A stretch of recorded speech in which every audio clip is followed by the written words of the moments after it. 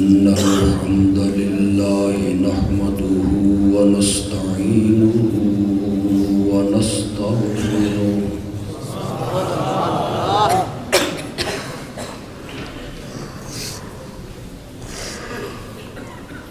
ونصلي ونسلم على رسوله الكريم الأمين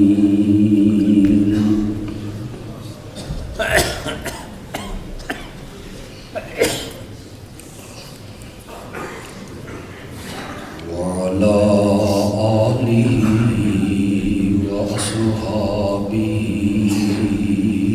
أجمعين.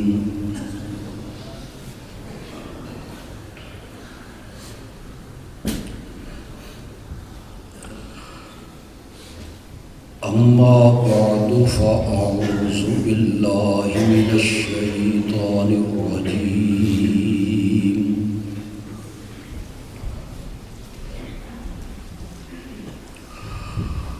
بسم الله الرحمن الرحيم.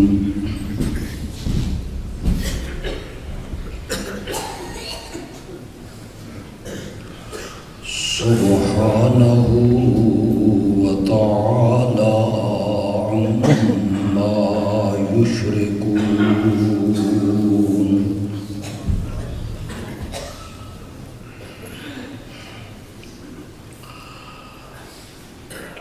اللهم صل على سيدنا ومولانا محمد النبي الأمي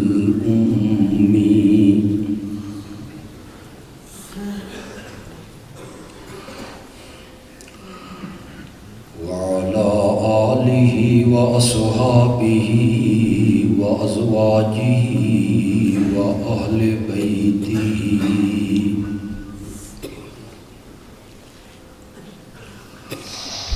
وبارك وسلم ثم صل عليه.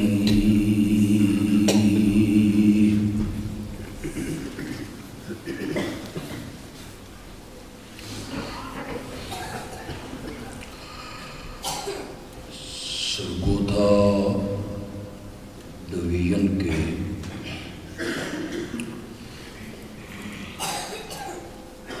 ہمارے جماعتی مدارس میں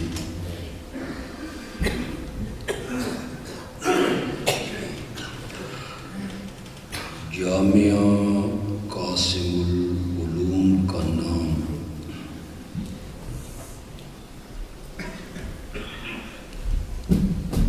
ایک ممتاز اور نمایاں نام ہے.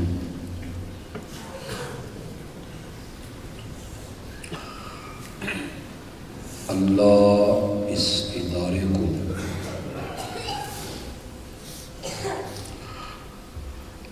مزید عروج اور ترقی سے ہمکنار کر دیں.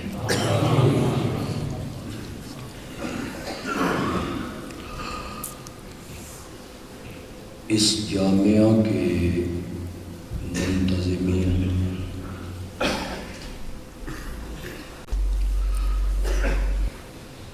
یہ تقریر سننے اور سنانے کا وقت نہیں، سونے کا وقت ہے.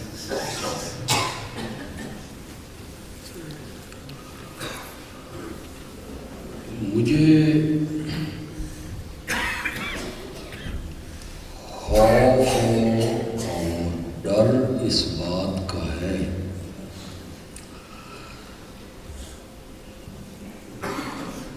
کہ میرے ساتھ کہیں یہ معاملہ نہ ہو جائے کہ جب میں تقریر ختم کروں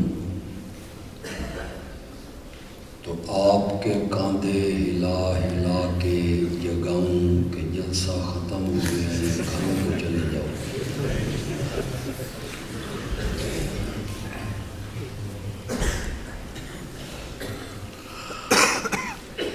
علماء نے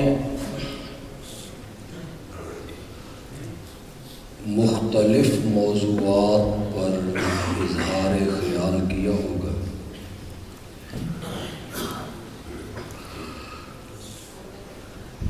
میں بخاری کی آخری حدیث کے صرف ایک جملے سبحان پر گفتگو کروں گا۔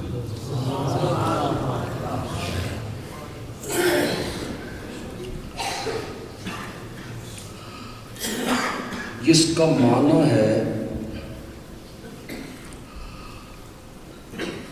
کہ اللہ پاک ہے۔ سبحان اللہ کا کیا معنی کیا؟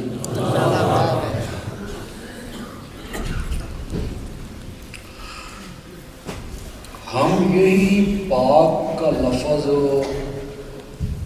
کپڑے کے متعلق بھی بولتے ہیں۔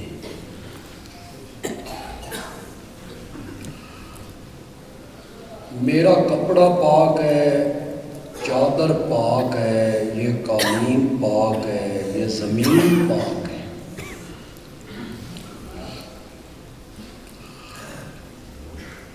اور ہم بولتے ہیں کہ صحابہ پاک ہیں۔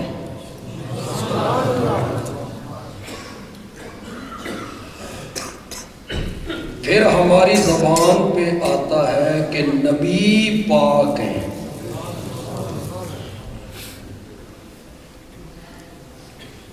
اور پھر ہم کہتے ہیں سبحان اللہ کہ اللہ پاک ہے۔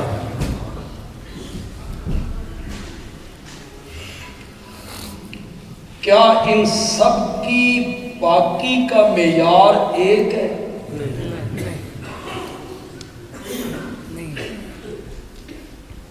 جس طرح ہم بولتے ہیں کہ کپڑا پاک ہے، کیا اللہ کے پاک ہونے سے مراد یہی ہے؟ نہیں، ہر ایک کی پاکی کا معیار الگ الگ ہے۔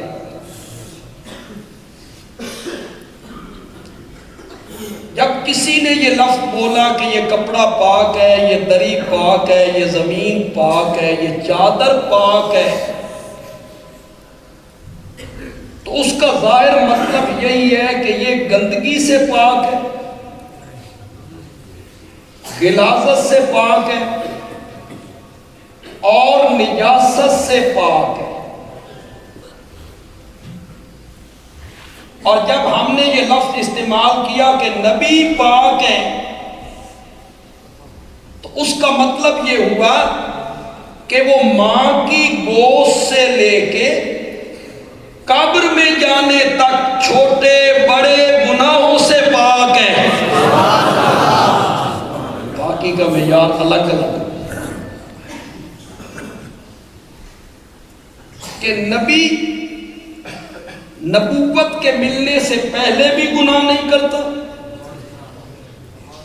اور کوئی نبی نبوت کے ملنے کے بعد والی زندگی میں بھی گناہ بولیے ذرا نہیں کرتا۔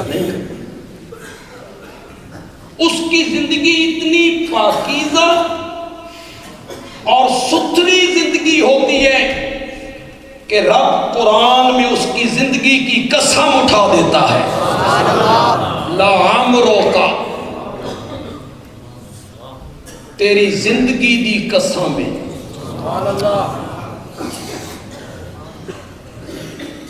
رئیس المفسرین مولانا حسین علی رحمت اللہ علیہ نے مینا کیا اور مزہ ہی آ گیا۔ وہ کہتی ہے یہ مینا نہیں ہے تیری زندگی کی قسم ہے، بلکہ یہ دعائیہ جملہ ہے، دعائیہ جملہ ہے، شالا جیندہ راہ میں میرا سونا پیغمبر، لعمرک، اتنی پاکیزہ زندگی ہے نبی کی کہ رب اس زندگی کی کیا اٹھانے لگ جاتا ہے؟ گناہوں سے پاک ہونا اور گناہوں سے معصوم ہونا یہ صفت نبوت کی ہے. علماء سٹیج پہ ہیں، طلبہ بھی ہیں، مجمع میں بڑے پڑھے لکھے لوگ ہوں گے. ایک جملہ بولنا چاہتا ہوں، سمجھو گے صحیح؟ اور کدائی بھینس کے آگے بین بجانا نہ. میں دیکھوں گا آپ کے چہرے، آپ کی آواز، آپ میری بات سن کے کہاں میں نے ضرب کہاں لگانی ہے. آپ نے محسوس کرنا ہے کہ بندیالوی نے ضرب کہاں لگائی ہے. بندیالوی کہتے ہیں گناہوں سے اور غلطیوں سے معصوم ہونا یہ صفت امامت کی نہیں نبوت کی ہے. سمجھو کہ کوئی نہیں سمجھے؟ یہ صفت امامت کی نہیں ہے، نبوت کی ہے. اور اگر تجھے اصرار ہے اور اگر تیری ضد ہے کہ گناہوں سے پاک ہونا صفت امامت کی ہے، تو پھر بندیالوی کہتا ہے اگر امام گناہوں سے معصوم ہوتا ہے تو تیرے ایک امام نے نہیں، 2 اماموں نے معاویہ کے ہاتھ پر بیعت کی تھی.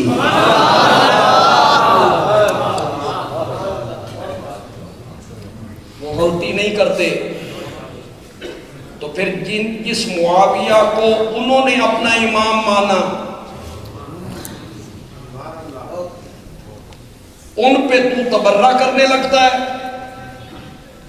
جب حضرت حسن نے ان کے ہاتھ پہ بیعت کی، حضرت حسین نے ان کے ہاتھ پر بیعت کی، اور کمانڈر ان چیف قیس ابن سعد ابن عبادہ کو کہا گیا کہ آپ بھی بیعت کریں،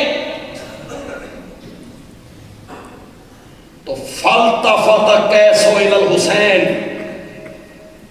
تو حضرت قیس نے کس کی طرف دیکھا؟ آنکھوں آنکھوں میں بات کی، تسی بیعت کر لئیے، من ران دیو، میں فوجی آدمی ہوں، کل تک ان کے خلاف تلوار اٹھائی، آج ان کے ہاتھ میں بیعت کروں. آنکھوں آنکھوں میں بات کی. فقال الحسین، تو حضرت حسین نے کہا قم یا قیس، قیس اٹھو، فبایع، معاویہ کے ہاتھ پر بیعت کرو، فَإِنَّهُ إِمَامِي، فَإِنَّهُ إِمَامِي. اس میں رجال کشی والے نے تھوڑی سی ڈنڈی ماری ہے. امامی کے آگے لکھا یعنی حسن، یعنی حسن، حسن میرا امام ہے. میں نے کہا تو نے ڈنڈی ماری ہے، بندیالوی اس کا بھی معنی کرنے لگا ہے. حضرت حسین نے اپنے کمانڈر کو کہا قم یا قیس، فبایع، قیس اٹھو اور معاویہ کے ہاتھ پر بیعت کرو، فَإِنَّهُ إِمَامِي، حسن میرا بھائی بھی ہے، حسن میرا امام بھی ہے. جس حسن نے، جس میرے امام نے معاویہ کو اپنا امام مان لیا ہے، میں نے بھی اسے امام مان لیا. گناہوں سے پاک ہونا یہ صفت امامت کی نہیں.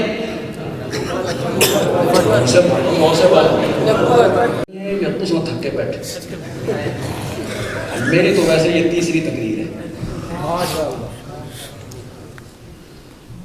ایک زور کے بعد کی، ایک عشاء کے بعد بلند میں کی، ہوں تھوڑے کو لا گئی اور ابھی پہنچا ہوں. اگر آپ تھوڑا سا ذوق دکھائیں تو پھر میں بھی اپنا خطابتی رنگ دکھاؤں گا. صوفی بننا ہے نا، صوفی، میں بھی بزرگوں دوستوں والی تقریر شروع کرتا ہوں. یہ جو نبی گناہوں سے معصوم ہوتا ہے، اس کی پیٹھ پر بھی رب کا دست شفقت ہوتا ہے. بچاتا ہے اپنے نبی کو، بچاتا ہے اپنے نبی کو، تربیت کرتا ہے۔ جب بچہ تھوڑا سا بڑا ہوتا ہے تو فطرت اسے ماں کی انگلی پکڑا دیتی، بچے نے ماں کی انگلی پکڑی، ماں گھر کے اندر لے کر اس کو گھوم رہی، جب باہر نکلنے لگا فطرت نے باپ کی انگلی پکڑی، باپ اس کو لے کے باہر نکلا، باپ اسے کہتا ہے اے نالی اتھے ذرا قدم چک کے رکھنا، اے پتھر کدائیں تین ٹھڈا نہ لگ جائے، تربیت کر رہا ہے۔ گلی میں آنا ہے نا تو ذرا احتیاط سے آنا ہے، یہاں نوجوان موٹر سائیکل چلاتے ہیں اور آنکھیں بند کر کے چلاتے ہیں، کدائیں تلے ہی نہ آ، یہ باپ تربیت کر رہا ہے۔ ادھر جانا ہے ادھر نہیں جانا، یہ میرے جملے ذرا آپ نے ذہن میں رکھنے۔ جب گھر میں آیا فطرت نے ماں کی انگلی پکڑا دی، ماں تربیت کر رہی ہے، چولہے دے نیڑے نہیں جانا،